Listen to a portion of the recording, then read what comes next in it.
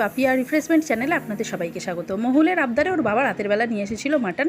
আমি কড়ার মধ্যে সামান্য তেল দিয়ে কীভাবে মাটনটা রান্না করেছিলাম সেটাই আপনাদের সাথে শেয়ার করছি।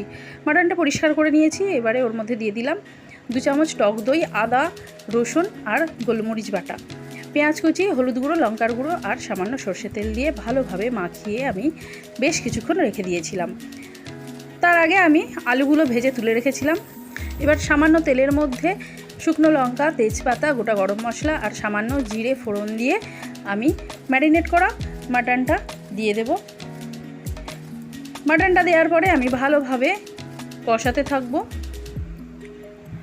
যেহেতু অনেকটা রাত হয়েছে সেই জন্যই আমি সমস্ত মশলা একসাথে মাখিয়ে নিয়েছিলাম। ভালোভাবে আমি কষিয়ে নিচ্ছি। আমি ঢাকা চাপা দিয়ে মাটনটা কষাবো এবং এর মাঝেই আমি দিয়ে দিয়েছিলাম স্বাদ মতো লবণ। দেখুন মাটনটা ভালোই কষা হয়ে গেছে। এবারে দিয়ে দিলাম ভেজে রাখা আলুগুলো। আলু দিয়ে আবারও আমি ভালোভাবে কষিয়ে নিচ্ছি। দেখতেই পাচ্ছেন খুব সুন্দর কষাটা হয়েছে। এবারে দিয়ে দিলাম গরম জল। মাংসটা যাতে সিদ্ধ হয় সেই মতো আমি গরম জল দিয়ে দিলাম। উপর থেকে এবার দিয়ে দিয়েছি কাসুরি মেথি।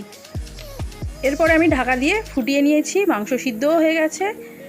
ঢাকা খুলে আমি ঘি আর গরম মশলা ছড়িয়ে দিয়ে ভালোভাবে মাটনের সাথে মিশিয়ে নিচ্ছি। পরিবেশনের জন্য একেবারেই তৈরি আলু দিয়ে মাটনের ঝোল। বন্ধুরা, আমার রেসিপিটা যদি আপনাদের ভালো লেগে থাকে অবশ্যই লাইক, কমেন্ট, শেয়ার করবেন। সাবস্ক্রাইব করতে ভুলবেন না। ধন্যবাদ।